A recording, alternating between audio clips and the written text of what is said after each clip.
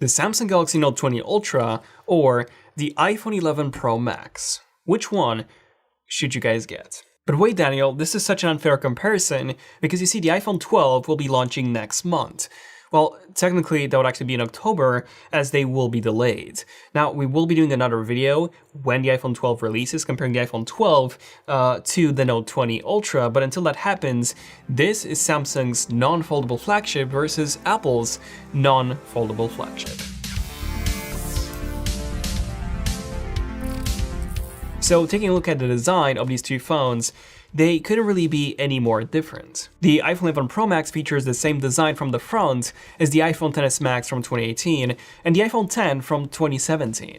We have the same big notch, the same 2.5D glass covering the display, while the Note 20 Ultra comes with a gigantic bezel-less display, with no notch and no interruptions aside from that single small camera cutout. The back of both of these phones has a frosted glass coating, which I absolutely love, and the camera module has this reflective surface on the inside, so in this regard, they both do look quite similar. Now, another difference design-wise is in terms of their size. The iPhone 11 Pro Max comes with a 6.5-inch display, while the Note 20 Ultra comes with a 6.9-inch panel. Now, the thickness of both of these phones is identical at 8.1mm thin, however, the Note 20 Ultra is noticeably taller than the iPhone, but the iPhone, interesting enough, is actually a bit wider. Personally, because of that front, I am a much bigger fan of the Note 20 Ultra's design. I think it looks far more futuristic, but do let me know in the comments which one do you guys prefer? Moving on to the display, aside from the size, there are quite a few more differences between these two phones.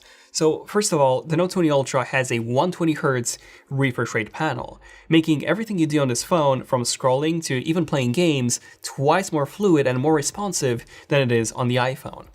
Now, when it comes to the touch input rate, on the Note, we have 240Hz versus 120Hz on the iPhone, which again means that the Note can detect your touches at twice the speeds of the iPhone. Then second, the Note 20 Ultra also has an LTPO panel, meaning that it can dynamically adjust the refresh rate based on the content that you're watching, just like the iPad Pro can with that Pro Motion Display technology. Unfortunately, even though we do have an LTPO display now, if you want to use it at 120Hz, you actually have to turn down the resolution to 1080p, which is not really ideal, especially on such a large display. Now, the third advantage that the Note 20 Ultra has in terms of the display is that this display is now 25% brighter than the iPhone 11 Pro Max's display. They're both using Samsung panels, by the way. Then number 4, the Note 20 Ultra also features an always-on display, which lets you see the time and your notifications all the time on the display, which is crazy useful, by the way. This is one of my favorite features on some of the Android phones. And then finally, number 5, the Note 20 Ultra also features Gorilla Glass 7, which significantly improves the scratch resistance of the display while maintaining the same 6-foot drop resistance that Gorilla Glass 6 had. So yeah, display-wise, overall, the Note 20 Ultra definitely takes this one. Moving on to the cameras, these phones have absolutely stunning cameras, both of them. The iPhone 11 Pro Max has pretty much been the smartphone camera king in 2019, and the Note 20 Ultra is absolutely incredible as well. So resolution-wise, the Note 20 Ultra has a 108 megapixel sensor, which, fun fact, is actually the exact same sensor that we had on the S20 Ultra, while the iPhone 11 Pro Max has a 12 megapixel sensor. Obviously, if you look at those numbers alone, you would expect that the Note 20 Ultra just blows the iPhone out of the water. And, well, if you print the photos, or if you like reframing or zooming in a lot, then yes, the Note 20 Ultra is the better option. However, from my experience with using the S20 Ultra, which by the way had the exact same sensor like I said before, I was quite disappointed in terms of the low light performance, which, because of how small the pixels were, it was inferior to the iPhone quite significantly. And more importantly, I was disappointed of the HDR processing on that phone, with shadows being crushed and highlights being blown out in a lot of cases. Now, Samsung has improved this a bit through software updates, but it's still not fully fixed. And the focusing, unfortunately, is or was pretty bad on the S20 Ultra. Now, the focusing has been improved on the Note 20 Ultra. We now have a laser focusing module. But again, I'll need to wait and have the Note 20 Ultra in the office and do a proper camera comparison and see how it stacks up against the iPhone. So definitely subscribe if you want to see that. Now, the zoom module is very different on these phones. So the iPhone has a 2x optical zoom module, which gives you up to 10x digital zoom, while the Note 20 Ultra has a 5x optical zoom module, which gives you up to 50x digital zoom. So if you're into nature photography, the Note 20 Ultra is a much better choice because of that zoom. Or if you just, like zooming a lot, then the Note 20 Ultra is obviously the better choice here. Now, the third module is a wide angle module on both of these phones, and this is a 12 megapixel sensor on both, but the Note 20 Ultra has a larger f/2.2 aperture, which makes it slightly better in the light. Now, when it comes to the front camera, the Note 20 Ultra has a 10 megapixel f2.2 aperture module sensor, while the iPhone 11 Pro Max has a 12 megapixel f2.2 aperture module, which makes the Note 20 Ultra slightly better in low light. Now, in terms of video, both can do 4K 60 on the front and the back, but the Note 20 Ultra can also shoot in 8K at 24 frames per second. This is the same as on the S20 Ultra, which I've used for quite a while, and while it was super sharp, it was also quite choppy. So stabilization wasn't great in the 8K mode, so I wasn't really using or shooting in 8K mode at all. So, 4K 60 for me, 8K was nice to have, but, wasn't really that good. However, one big advantage on the iPhone is that you can actually film in 4K 60 on all the lenses, whereas the Note 20 Ultra can only film in 4K 60 on the main module and 4K 30 on the telephoto and the ultra wide. So what about, the specs and the performance? A lot of you really care about that. Well, if you care about the raw performance, the engine power, so to say, then the iPhone is definitely the clear winner here. The Apple A13 processor is noticeably more powerful than the Exynos 990 inside the Note 20 Ultra. Now, the US version of the Note 20 Ultra does come with a more powerful Snapdragon 865 Plus processor, but if you're in Europe, you will have to trade off some of that performance as well as some of that battery life, unfortunately, with that Exynos 990 processor. Now, the Exynos 990 is actually the exact same chip that we had in the international versions of the S20 and the S20 Ultra. And those phones, to be honest, felt incredibly fluid. I've used the S20 Ultra for, I think, 2 months, and it felt really, really fluid. Like, I haven't had any slowdowns or any lag issues with that phone at all. So using these phones on a day-to-day basis, even if you have a Snapdragon or an Exynos processor, it doesn't really matter, they will feel the same. Now, compared to the iPhone, the Note 20 Ultra will actually feel quite a bit faster thanks to that much higher 120Hz refresh rate display. Not only that, but same as the S20 Ultra, with 12 gigabytes of RAM by default, the Note 20 Ultra will be able to keep significantly more apps open in the background when compared to the iPhone, which only comes with 4. And I'm talking about this when it comes to my experience with the S20 Ultra compared to my own iPhone 11 Pro Max. Storage-wise, the Note 20 Ultra starts at 256 gigabytes of storage, and you can get it in 512 gigabytes as well, while the iPhone 11 Pro Max starts at 64 and comes in 256 and 512 as well. Now, the Note 20 Ultra does indeed offer you the ability to expand that storage using a microSD card to up to 1.5 terabytes of storage. So if you're into mobile video editing or photo editing on like a daily basis, then the iPhone is a better choice as it does have more raw performance for those tasks.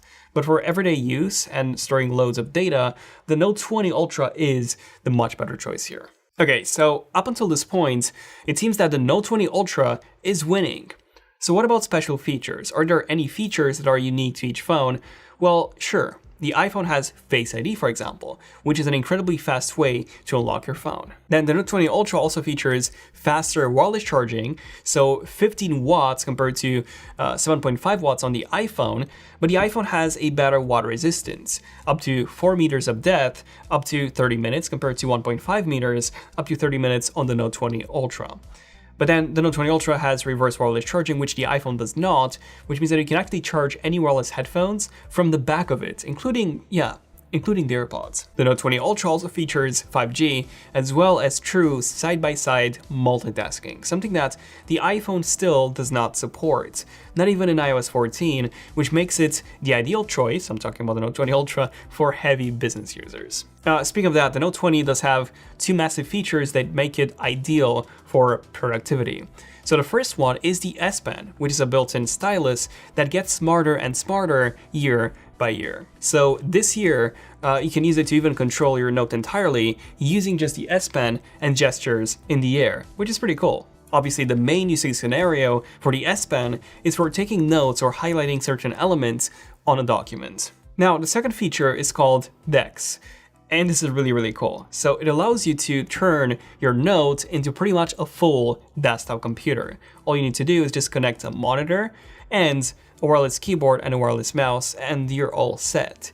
And now with the Note 20 Ultra, you can also do this wirelessly. So it doesn't work with a monitor, of course, but you can wirelessly connect your laptop, enabling Dex that way, and you can actually drag and drop any files you want from your phone directly onto your computer, which is really awesome. However, the iPhone does indeed have a massive advantage over the Note, and that is, of course, the Apple ecosystem. Now, Samsung does kind of have their own ecosystem as well, but since Samsung does not make a desktop operating system, that ecosystem just cannot be as extensive as Apple's. And the way the integration between Apple's devices works is just magical. So I can actually copy something on my iPhone and then immediately paste it on my Mac, or vice versa. For example, whenever I post something on Instagram, at Zone of Tech by the way, I write it on my Mac first, so that I can easily paste it in the description from my iPhone, and that takes about 2 seconds, so it's really convenient. So if you care about having a ton of features, then definitely go with the Note 20 Ultra.